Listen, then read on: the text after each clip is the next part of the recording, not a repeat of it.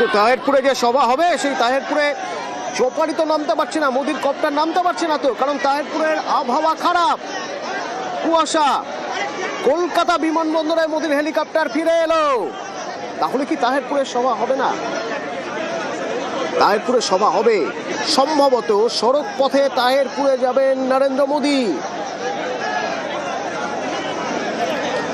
খারাপ আবহাওয়া, কুয়াশা। তাহেরপুর থেকে আবার ফিরে এলো কপ্টার কলকাতা বিমানবন্দরে। অনুপ রয়েছেন কলকাতা বিমানবন্দর থেকে আমার সঙ্গে। অনুপ, তাহলে কি সড়ক পথে তাহেরপুর? একেবারে সড়ক পথে তাহেরপুর যাওয়ার যে পরিকল্পনা, সেই পরিকল্পনা করা হচ্ছে এবং বিমানবন্দরে সেই মিটিং ইতিমধ্যেই চলছে। বিমানবন্দরের মধ্যে এই মুহূর্তে হেলিকপ্টার আবার এসে পৌঁছলো প্রধানমন্ত্রীর। তার কারণ একেবারে 11:15 যখন প্রধানমন্ত্রী হেলিকপ্টার কলকাতা থেকে তাহেরপুরের উদ্দেশ্যে রওনা দিয়েছিল, তাহেরপুরে যেখানে তার নামার কথা ছিল সেই হেলিপ্যাড গ্রাউন্ডে, সেখানে কিন্তু দুচক্কর খেয়ে তার পরবর্তী ক্ষেত্রে আবার কলকাতায় ফিরে আসতে হয়।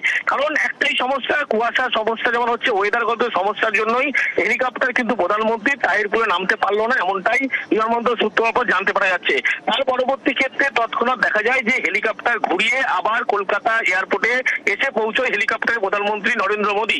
এবং ইতিমধ্যেই প্রধানমন্ত্রী তিনি কিন্তু ভিআইপি লাউঞ্জে অপেক্ষা করছেন। পরবর্তীতে তার যে নিরাপত্তারক্ষী এনএসজি এসপিজি যারা আছে, তারা কি নিরাপত্তার খাতিরে সড়ক পথে কি কি ব্যবস্থাপনা আছে, যেহেতু প্রধানমন্ত্রী গেলে যে গাইডলাইন বা প্রোটোকল মেনে চলতে হয় সেগুলো কিন্তু প্রত্যেকটা জরুরি।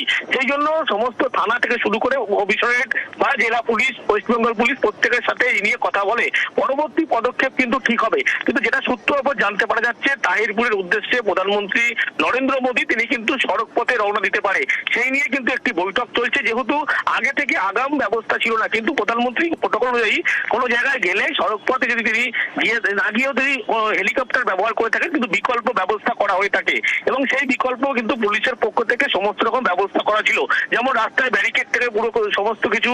এই বিকল্প ব্যবস্থা করা কিন্তু প্রধানমন্ত্রী বা যে কোনো ভিভিআইপির ক্ষেত্রে থাকে, সেই একই ক্ষেত্রে আছে। সেই কারণেই মনে করা হচ্ছে নিরাপত্তা জনিত কোনো সমস্যা হবে না এবং সড়ক পথে কিন্তু প্রধানমন্ত্রী নরেন্দ্র মোদী তিনি তাহেরপুরের উদ্দেশ্যে রওনা দেবেন।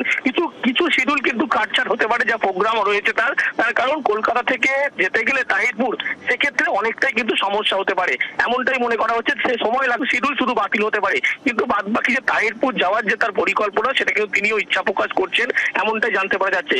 ইতিমধ্যেই কলকাতা থেকে সড়ক পথে যাওয়ার জন্য সমস্ত রকম ব্যবস্থা করা হচ্ছে, যদিও এসপিজির পক্ষ থেকে সমস্ত বিষয়টা এই মুহূর্তে দেখা হচ্ছে। কিন্তু কলকাতা বিমানবন্দরে দেখা যায়, একবার তাহেরপুরে আমাদের যে সহকর্মীরা রয়েছেন তাদের সঙ্গে যোগাযোগ করবো।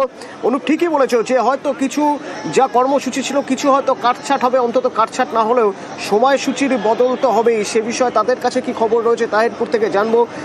আপাতত দমদম বিমানবন্দরে ভিআইপি লাউঞ্জে রয়েছেন প্রধানমন্ত্রী নরেন্দ্র মোদী। হয়তো কিছুক্ষণের মধ্যেই সড়ক পথে তিনি তাহেরপুর যাবেন, সেক্ষেত্রেও 2 থেকে আড়াই ঘন্টা লেগে যেতে পারে কমপক্ষে তাহেরপুরে পৌঁছতে। 12টার মধ্যে তার সেখানে পৌঁছানোর কথা ছিল, 11:30টায় পৌঁছানোর কথা ছিল, কিন্তু সেটা পিছিয়ে যাচ্ছে। এই পিছিয়ে যাওয়ার ফলে যা যা কর্মসূচি ছিল তা কি কাটছাট হবে? কিছু কর্মসূচি কি কমানো হবে, নাকি সেই শিডিউল মেনেই চলতে হবে? কিন্তু হিসেব করলেও দেখা যাচ্ছে তাহলেও অন্তত 2 থেকে আড়াই ঘন্টা পিছিয়ে যাচ্ছে সব সময় পুরো ব্যাপারটাই। এখনো কনফার্ম করা হয়নি যে বাই রোড যাবেন কিনা প্রধানমন্ত্রী। বিকল্প ব্যবস্থা সবসময় একটা রাখা হয়, সেই মতো ব্যবস্থাও রয়েছে, তবে এখনো পর্যন্ত সিদ্ধান্ত নেওয়া হয়নি। খারাপ আবহাওয়ার জন্যই তাহেরপুর পৌঁছানো, হেলিকপ্টারে করে পৌঁছানো সম্ভব হলো না। নরেন্দ্র মোদী সেখান থেকে ফিরে এসেছেন কলকাতা এয়ারপোর্টে, তিনি অপেক্ষা করছেন এবং এখান থেকে হয়তো সড়ক পথে তিনি যাবেন তাহেরপুর। আবির রয়েছেন আমার সঙ্গে, কি খবর রয়েছে আবির তোমার কাছে? অতএব দৃশ্যমানতা অত্যন্ত কম। এই দৃশ্যমানতা কম থাকার কারণে তাহেরপুরে, যেখানে প্রধানমন্ত্রী নরেন্দ্র মোদীর যে হেলিপ্যাড তৈরি করা হয়েছিল, সেখানে হেলিকপ্টার সেখানে ল্যান্ড করতে পারলো না। 11:15 কলকাতা বিমানবন্দর থেকে প্রধানমন্ত্রী নরেন্দ্র মোদী তিনি যে হেলিকপ্টারে ছিলেন এবং একই সঙ্গে তার নিরাপত্তার জন্য যে হেলিকপ্টারগুলি থাকে সেগুলো এখান থেকে রওনা হয়। তাহেরপুরে যেখানে তার ল্যান্ড করার কথা সভাস্থলের পাশে, সেখানে কাছাকাছি গিয়ে দীর্ঘ সময় ধরে তার আকাশে চক্কর কাটে, কিন্তু অত্যন্ত কম দৃশ্যমানতা থাকার কারণে কোনোভাবেই তার চপারকে নামাতে সেখানে পারা যায়নি। শেষমেশ সিদ্ধান্ত গ্রহণ করা হয় যে তার চপারকে ফিরিয়ে নিয়ে আসা হবে। কিছুক্ষণ আগে, মিনিট পাঁচেক আগেই কলকাতা বিমানবন্দরে প্রধানমন্ত্রী চপারকে ফিরিয়ে নিয়ে আসা হয়েছে। এই মুহূর্তে দুটো সম্ভাবনা খোলা রয়েছে। এক, সড়ক পথে তিনি তার সভাস্থলে যাবেন, তার কারণ প্রশাসনিক সভা এবং একই সঙ্গে হচ্ছে প্রধানমন্ত্রী সেখানে রাজনৈতিক সভা রয়েছে। দ্বিতীয়ত, কলকাতা বিমানবন্দর থেকে ভার্চুয়ালি তিনি দুটো সভাতেই যোগ দেবেন। দুটো সম্ভাবনা নিয়ে ইতিমধ্যে পিএম ও আধিকারিকরা তারা ইতিমধ্যে আলোচনা করা শুরু করে দিয়েছেন। আমরা সাম্প্রতিক সময়ে দেখেছিলাম যে সিকিমের একটি অনুষ্ঠানে তার যোগ দেওয়ার কথা ছিল, কিন্তু বাগডোগরা বিমানবন্দর থেকেই দৃশ্যমানতা কম থাকার কারণে তার চপার উড়ে যেতে পারেনি। শেষমেশ বাগডোগরা বিমানবন্দরের লাউঞ্জেই সিকিমের অনুষ্ঠানের জন্য তার আয়োজন করা হয় এবং আজকে প্রধানমন্ত্রীর এখান থেকে দুপুরবেলা 1:30 কলকাতা বিমানবন্দর থেকে গুয়াহাটি উড়ে যাওয়ার কথা ছিল। সেখানেও তার একাধিক অনুষ্ঠান রয়েছে। ফলে এই অর্থে দাঁড়িয়ে সময়ের কথা ভাবনা চিন্তা করে পরবর্তী তার যে কর্মসূচিগুলি রয়েছে সেগুলির ভাবনা চিন্তা করে পিএমও আধিকারিকরা সিদ্ধান্ত নেবেন। এই মুহূর্তে সেই আলোচনায় চলছে। তবে কিছুক্ষণ আগে দৃশ্যমানতা কম থাকার কারণে তাহিরপুর থেকে তার হেলিকপ্টার চলে এসেছে কলকাতা বিমানবন্দরে। আমি একটা বিষয় একটু স্পষ্ট হওয়ার চেষ্টা করবো। এ তো গেল কর্মসূচি কাটছাট হতে পারে, কি হতে পারে না পারে, কিছু প্রোটোকল থাকে, নিরাপত্তাজনিত কিছু গাইডলাইন থাকে। সেই গাইডলাইনগুলো মেনে এত দ্রুত সড়ক পথে যাওয়ার মতো পরিস্থিতি কি সত্যি রয়েছে?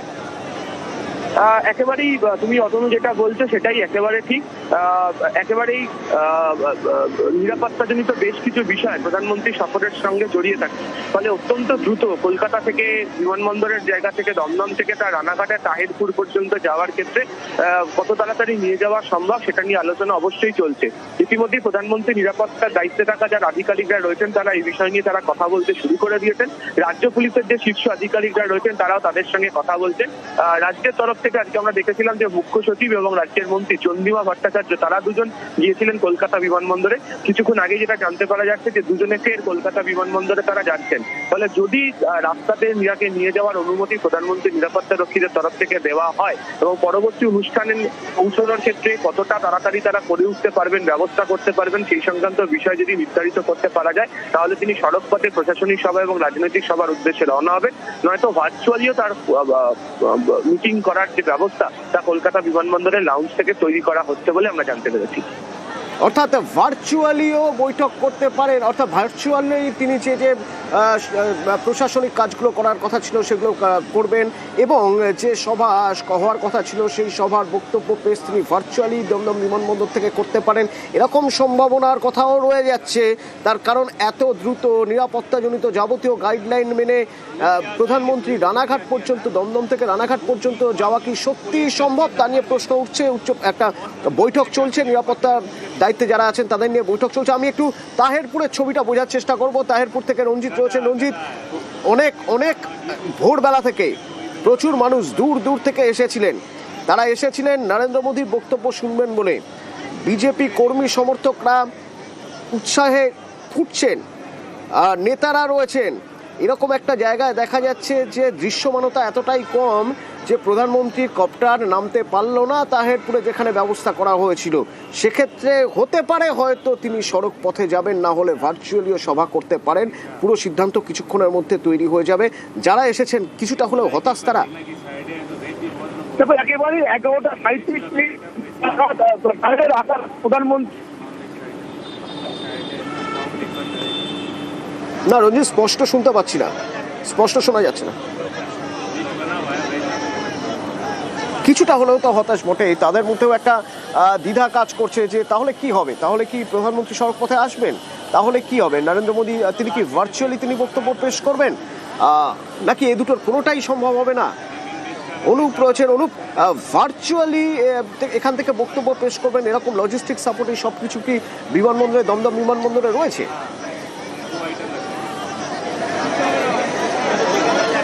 অনুপ, শোনা যাচ্ছে?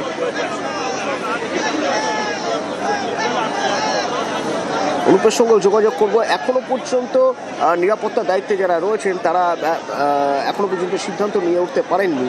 কারণ এদিকে আবার 1:30টার সময় তার গুয়াহাটি উড়ে যাওয়ার কথা এইখান থেকে, এই এয়ারপোর্ট থেকে। অনুপ, এমন হতে পারে তিনটি সম্ভাবনার জায়গা তৈরি হয়ে যাচ্ছে এই মুহূর্তে দাঁড়িয়ে। এক হতে পারে তিনি সড়ক পথে তাহিরপুর যাচ্ছেন, বা হতে পারে তিনি শিডিউল পুরোপুরি ক্যান্সেল করে তিনি 1:30টার সময় যেরকম কথা ছিল সেই অনুযায়ী তিনি উড়ে যাচ্ছেন, গুয়াহাটি চলে যাচ্ছেন, বা হতে পারে এখান থেকে তিনি ভার্চুয়ালি সভার কাজ করবেন।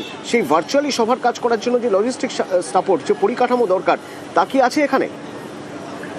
ভার্চুয়ালি সভা বা কোনো কিছু করার জন্য যে পরিকল্পনার বিকল্প ব্যবস্থা সেটা কিন্তু এখনো করা নেই। যদি প্রধানমন্ত্রী মনে করেন তিনি ভার্চুয়ালি কোনো এয়ারপোর্ট থেকেই ভার্চুয়ালি সভা বা ভার্চুয়ালি বৈঠক করবেন, সেক্ষেত্রে কিন্তু সেই ব্যবস্থাপনা কিন্তু আইএনসি ডিপার্টমেন্ট তার পক্ষ থেকে করা হবে। ইতিমধ্যেই আইএনসি ডিপার্টমেন্টের যারা আধিকারিক তারা কিন্তু সেখানে রয়েছেন, কিন্তু প্রধানমন্ত্রী এখনো পর্যন্ত সেই বিষয়ে স্পষ্ট করেননি বলে জানতে পারা যাচ্ছে। যদি তিনি মনে করেন যে ভার্চুয়ালি তিনি বৈঠক করবেন বা সভা করবেন এখান থেকে, তাহলে কিন্তু তাকে কিছু সময় অপেক্ষা করলেই কিন্তু সেই বিকল্প ব্যবস্থা কিন্তু করা সম্ভব। কিন্তু এখানে প্রধানমন্ত্রী তিনি ইচ্ছা প্রকাশ করেছিলেন যেহেতু একেবারে সেখানে যাওয়ার জন্য, সেই কারণে উচ্চ পর্যায়ে একটি বৈঠক চলছে।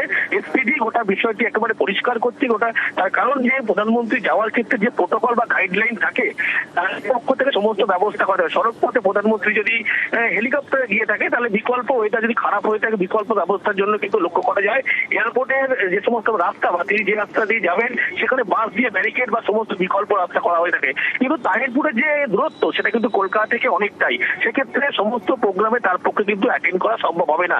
সেক্ষেত্রে বলা হচ্ছে যে প্রধানমন্ত্রী সবকটি প্রোগ্রাম যদি করতে চায় বা সভা করতে চায় তাহলে তাকে একমাত্র বিকল্প ভরসা ভার্চুয়ালি করতে হবে এমনটা জানাচ্ছে। সেই নিয়েই কিন্তু ইতিমধ্যেই উচ্চ পর্যায়ে বৈঠক চলছে এখনো পর্যন্ত, এবং কলকাতা বিমানবন্দরে ইতিমধ্যেই প্রধানমন্ত্রী নরেন্দ্র মোদী তিনি কিন্তু অপেক্ষা করছেন পরবর্তী কি পদক্ষেপ সেটার জন্য। কিন্তু এসপিজির পক্ষ থেকে রাজ্যের কাছে গোটা বিষয়টি নিয়ে কিন্তু স্পষ্ট করা হচ্ছে। ধন্যবাদ। এখনো পর্যন্ত কোনো সিদ্ধান্তে পৌঁছানো সম্ভব হয়নি, কিন্তু যে কোনো পরিস্থিতি হতে পারে, যে কোনো পরিস্থিতি হতে পারে হয়তো ভার্চুয়ালি তিনি এখান থেকে যদি সব পরিকাঠামো ঠিকঠাক থাকে হয়তো প্রধানমন্ত্রী দমদম বিমানবন্দর থেকে তিনি কিছু বক্তব্য পেশ করলেন তাহিরপুরের জন্য।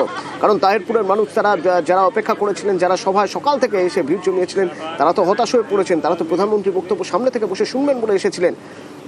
আবার এরকমও হতে পারে যে কিছু প্রোটোকল থাকে, কিছু গাইডলাইন্স থাকে এবং সময়সূচি মেনে চলতে হয়। সেই সময়সূচি মেনে চলার ক্ষেত্রে 1:30টার সময় তার চলে যাওয়ার কথা গুয়াহাটিতে এই বিমানবন্দর থেকেই, হয়তো সেটাই তিনি মেনটেন করবেন। বা এমনও হতে পারে সড়ক পথে যাওয়ার সম্ভাবনাও উড়িয়ে দেওয়া যাচ্ছে না, হয়তো সড়ক পথে তাহিরপুর তিনি যেতে পারেন, কিন্তু এত দ্রুত তার নিরাপত্তাজনিত যে গাইডলাইন আছে সেই গাইডলাইন মেনে তার সুরক্ষার ব্যবস্থা করা যাবে কি তা নিয়েও প্রশ্ন উঠছে। এদিকে বৈঠক চলছে, প্রধানমন্ত্রী কি করবেন, কি করা সম্ভব এখন তা নিয়ে বৈঠক চলছে দমদম বিমানবন্দরে। আবির রয়েছেন, আবির আপডেট কোনো খবর পাচ্ছি আমরা?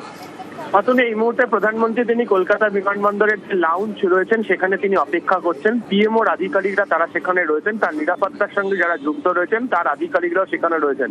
রাজ্য পুলিশের শীর্ষ আধিকারিকদের সঙ্গে তাদের তরফ থেকে আলোচনা চলছে।